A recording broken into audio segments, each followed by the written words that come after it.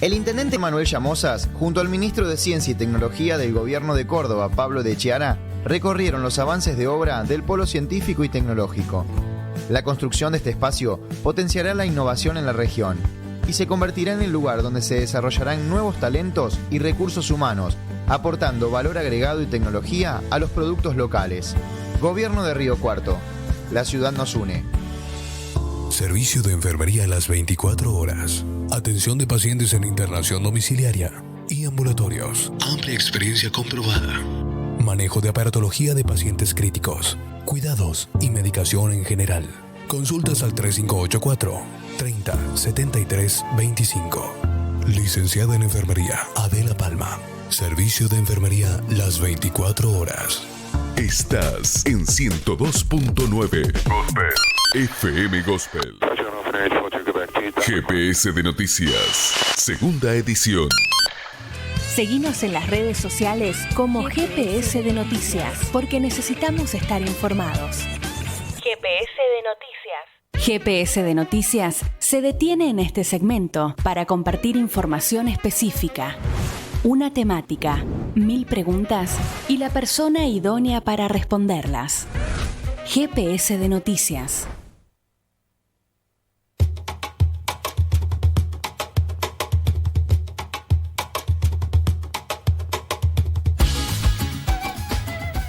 De la tarde con 37 minutos en toda la República Argentina. Dentro de un rato nada más se viene River Patronato, pero antes aquí en la Gospel y en GPS de Noticias se viene la columna de Género y Ambiente Mujer tenía que ser, a cargo de Lucía de Carlos. Buenas tardes, Lucía, bienvenida una vez más. Buenas tardes, ¿cómo están? Bien, la verdad que muy bien, pasando un día, un tanto nublado, todavía la primavera que trata de hacerse esquiva, por lo menos hasta el momento. Veremos cómo continúa, cómo ha sido tu día, ¿no? Estos días que no son primaverales. Por ahora seguimos en el invierno.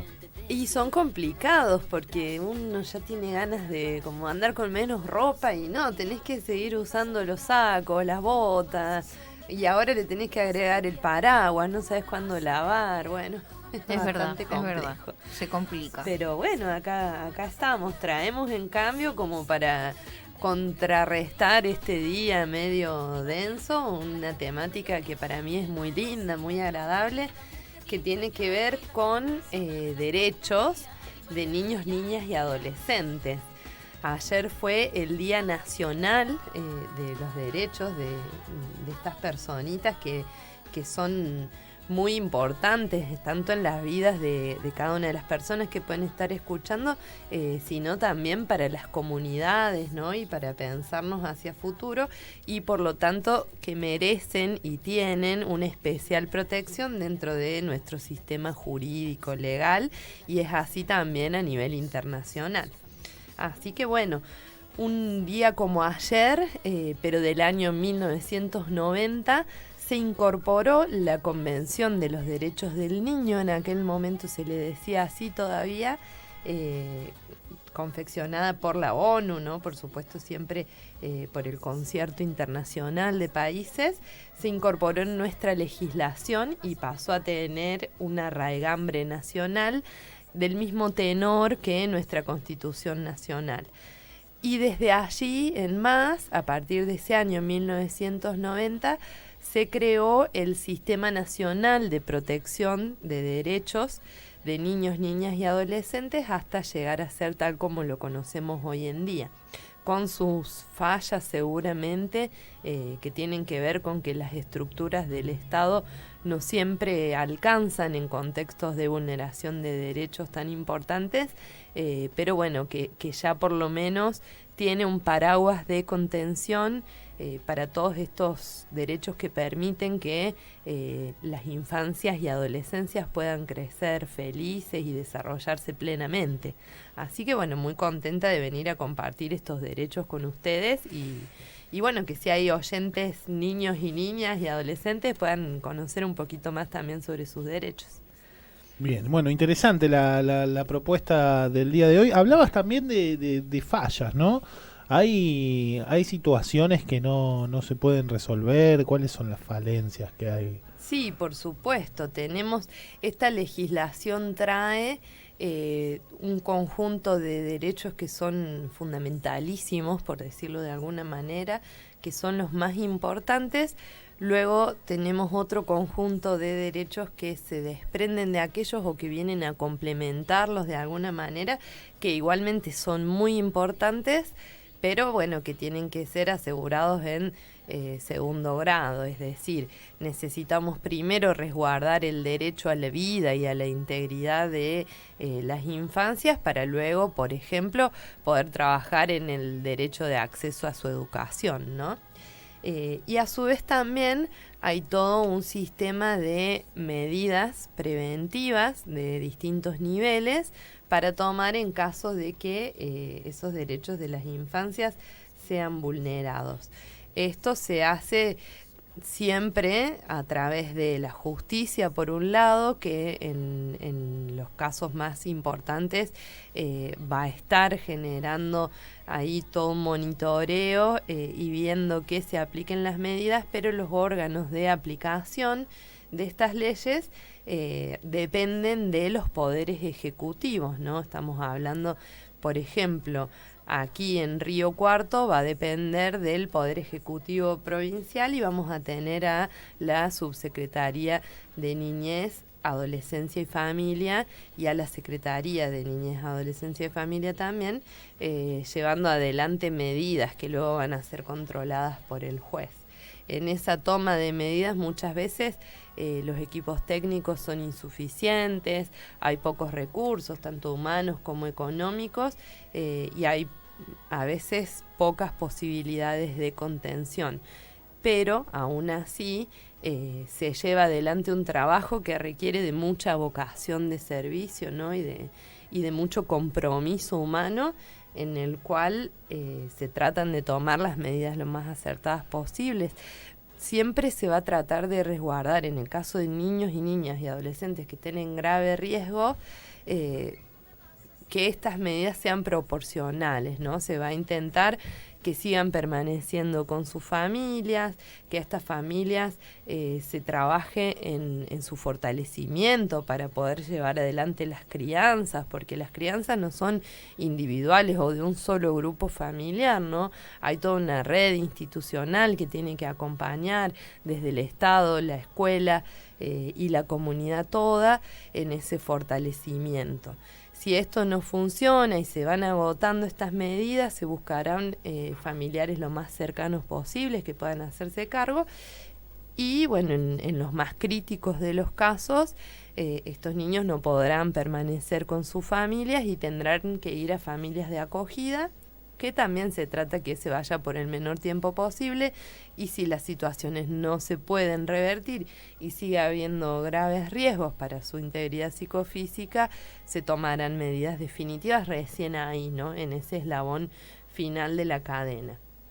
Por eso es muy importante y es un deber en general de toda la población estar mirando a las infancias y estar viendo que cuando hay situaciones de maltrato, situaciones de vulneración de derechos, no nos quedemos callados, nos comprometamos, recibamos un asesoramiento si tenemos dudas y podamos estar denunciando. Todo esto se puede hacer ante la línea 102, que es una línea de alcance nacional, donde brindan por un lado asesoramiento y por el otro lado hacen toma de denuncias que pueden ser anónimas, es decir que no es necesario exponerse si uno tiene una cercanía con la persona, y luego los equipos técnicos recibirán las derivaciones de esos casos y harán los abordajes, ¿no? Y siempre están, por supuesto, también las instancias de sacarnos dudas y poder recibir ese asesoramiento en los órganos locales como la Subsecretaría de Niñez o la propia Defensoría del Pueblo. Pero bueno, además de todo eso, hay, según la legislación, ciertas personas que tienen una obligación especial de resguardo, que por supuesto van a tener que ver con la familia, pero también va a ser la escuela y los médicos quienes tengan roles fundamentales en esto. La escuela porque como primera institución que acoge luego de la familia a las infancias y y a la crianza, seguramente van a tener más herramientas para detectar a cualquier tipo de situación extraña que pueda estar ocurriendo. En el caso de los médicos pasa lo mismo. En virtud de la profesión que ejercen, pueden llegar a tener conocimientos o indicios de alguna situación. En el caso de los médicos, generalmente va a tener que ver con tipos de abuso, ¿no? Desde el psicológico hasta el físico. Cuando detectan una cuestión así, tienen obligación de denunciar. En las escuelas también. Esto es una consulta que recibimos mucho quienes nos dedicamos a esto, principalmente de docentes que cuando detectan estas cuestiones no saben qué tienen que hacer. Claro. Y quienes conocen estos derechos no saben de qué manera tienen que instar esas situaciones, ¿no? Como denuncio y tal. Entonces, bueno, es bueno poder asesorarnos para saber que esto nos corresponde a todos y que si estamos en esos lugares tenemos una obligación especial en torno a eso, y no cumplirla también nos puede traer consecuencias a todos. Y en este caso, en el caso de los docentes y los médicos, ¿la denuncia puede ser anónima o tiene que ser ya con nombre y apellido? Pregunto porque por ahí quizás a veces les puede llegar a dar miedo denunciar por las familias y demás. Claro. Bueno, lo que pasa es que en esos casos se trata de que lo hacen en el cumplimiento de deberes y funciones, ¿no? Claro. Entonces, bueno, ahí ya tiene un peso especial. En el caso de docentes, lo van a tener que hacer a través del Ministerio de Educación, donde ahí sí deberán dejar consignados sus datos, ¿no? Luego, esto no significa que a la persona le vaya a llegar la denuncia que se realiza, sino que con eso ya se insta el mecanismo donde nuevamente, como decíamos recién, van a ser los equipos técnicos del Ejecutivo los que hagan los abordajes, ¿no? Y quien terminen teniendo esa exposición, por decirlo de alguna manera. Bueno, ha habido igualmente desde 1990 hasta aquí una gran evolución con respecto a esto. Sí, por supuesto. Tiene que ver con las miradas que fueron ampliando derechos, ¿no? Y con entender cuál era el mecanismo que proporcionaba esta legislación nueva. Este mecanismo nos habla de un sujeto de derechos nuevo. Antes no se miraba las infancias y adolescencias como sujetos de derechos, sino que, bueno, tenían como un rango muy menor, por decirlo de alguna manera. Hoy por hoy son sujetos. Sí. Claro, digamos que en definitiva podemos decir que no tenían ningún tipo de derecho niños, niñas, adolescentes, por lo menos no se contemplaba una situación que es completamente, no sé, escabrosa, una locura. Sí, y muchas veces en la misma familia que sucedían y se callaban estas cosas. Y estaba como una mirada muy adultocentrista de pensar que el adulto era el que sabía lo que era mejor para el chico y el chico tenía que acatar todo lo que el adulto diga. Una mascota, digamos. Claro, e incluso desde una mirada un poco caprichosa también del adulto, ¿no? Con este cambio de paradigma donde se critica mucho el adultocentrismo, se pone la mirada desde el niño como centro hacia la afuera, ¿no? Entonces ahí es cuando pasa a tener estos derechos y garantías y a estructurarse todo en base a eso, donde los pilares fundamentales y estos principales derechos que comentábamos hace un rato van a tener que ver justamente con el derecho a ser oído, a participar en la toma de decisiones, a que si hay un proceso judicial, él también pueda estar participando de ese proceso, incluso ya más cercano en el tiempo, de repente empezaron a poder tener su propio abogado, y hoy hablamos de la figura del abogado de niños, niñas y adolescentes, o el defensor de niños, niñas y adolescentes. Entonces, bueno, cambió un montón, ¿no? Donde quizás, si bien siempre va a tener que estar acompañado de un adulto responsable y en última instancia de un juez que termine de tomar las decisiones, de manera progresiva, a medida que vaya siendo mayor, su voz tiene que ser cada vez más oída y respetada. esto es cuando hablamos nosotros de el interés superior de niños, niñas y adolescentes, tiene que ver con esto, con sus derechos por un lado, pero no con un adulto imponiendo esos derechos, sino también con infancias y adolescencias decidiendo, participando en esa toma de decisiones. Entonces, bueno, esto es muy importante porque además también las infancias han cambiado y hoy en día niños y niñas tienen súper claro lo que quieren, lo que es mejor para ellos y para ellas, ¿no? Y están más acostumbrados a poder manifestarlo y expresarlo. Bueno, sin duda es una evolución. Ahora, ¿por qué podemos decir que hoy están tienen mucho más decidido, ¿no? Qué es lo que quieren, porque manifestarlo, bueno, sabemos los tiempos que corren y demás, y todos los cambios que ha habido, de hecho, pero tener decidido también viene por el mismo tema, digamos, por lo mismo, por la evolución, el paso del tiempo. O la difusión, quizá, no sé. Claro, yo creo que sí. Bueno, primero tenemos ya de repente la herramienta legal que se los permite. Luego la difusión de la misma. Hay muchos talleres en las escuelas que tienen que ver con sus derechos, donde se hablan, se debaten y se polemizan todas estas temáticas. Y además que se hayan podido generar a nivel social, colectivo, estos espacios para que ellos puedan expresar lo que desean, bueno, ha hecho que cambien las cosas. Antes es como que los padres de repente tenían tanto poder sobre los hijos que si querían les pegaban, si querían no les pegaban. Bueno, hoy por hoy cualquier padre sabe que no le puede levantar la mano a un hijo o a una hija. Si hay un problema de conducta se abordará de otra forma y tienen mucho más claro que pueden llegar a recibir denuncias por estas cuestiones, ¿no? Cosa que antes tampoco los mismos padres no tenían claro, porque además ellos también habían sido criados a los golpes, ¿no?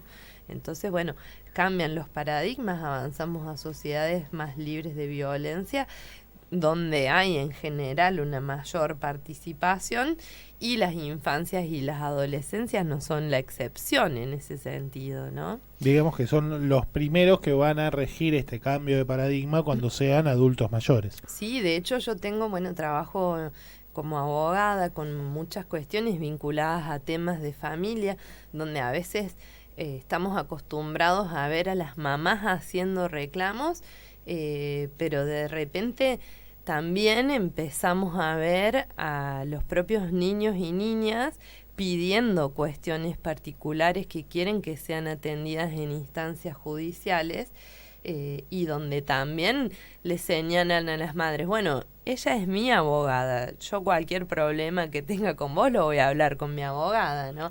Esto lo decimos mucho en chiste, pero también sabiendo que es una realidad hoy por hoy, que los niños y las niñas tienen claro cuáles son esos derechos y a quiénes tienen que acudir para pedir ayuda cuando no son respetados.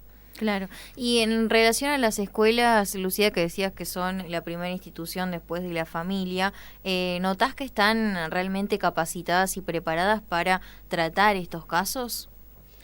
Bueno, hay una gran diversidad. En términos generales, lo que yo he podido ver desde las consultas es eso. En general hay muchas herramientas y la mayoría tiene claro qué es lo que corresponde, qué es lo que no corresponde, qué es lo que está mal y qué es lo que no. Luego tienen dudas en cómo aplican, cómo operan estas cuestiones vinculadas a la denuncia y por supuesto sigue habiendo temor entre quienes no tienen esa información de qué consecuencias puede tener para sí mismos. Bueno, el propio miedo a involucrarse, que lo vemos en muchas instancias sociales, ¿no?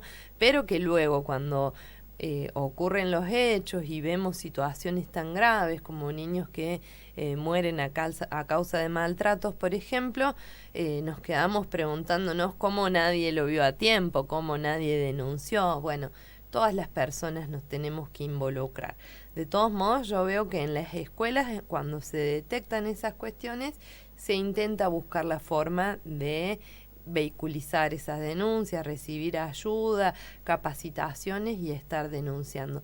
Y pasa mucho también dentro de las mismas familias. Me ha tocado recibir a muchas abuelas y abuelos preocupados por la situación de sus nietitas o sus nietitos, ¿no?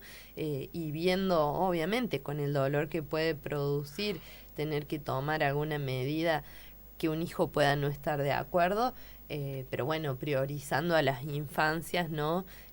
Buscando también esa ayuda, ese acompañamiento para poder sacarlos de situaciones de riesgo.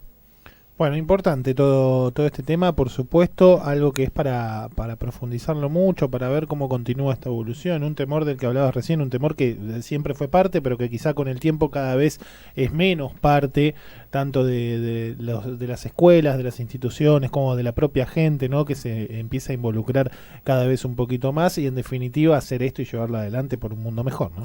Sí, después, bueno, también hay derechos súper lindos que tienen que ser resguardados, como la educación, la salud, la identidad, la participación, el deporte, el juego, entender también eso, ¿no? Que el juego tiene que ser un derecho de los niños y las niñas, poder generarles esa posibilidad, y que también tiene un impacto económico cuando vamos a reclamar una cuota alimentaria, ¿no? Poder estar viendo eso, todo lo que hace a que integralmente las infancias y adolescencias sean felices y plenas, va a ser lo que esté resguardado en la legislación vigente. Perfecto. Lucía, como siempre, muchísimas gracias por haber venido hoy y nos reencontraremos la próxima semana. Bueno, muchas gracias a ustedes también. Le teníamos a Lucía de Carlos con su columna de género y ambiente. Mujer tenía que ser el tema de hoy, el Día Nacional de los Derechos de Niños, Niñas y Adolescentes. 102.9. Esto es GPS de Noticias, segunda edición.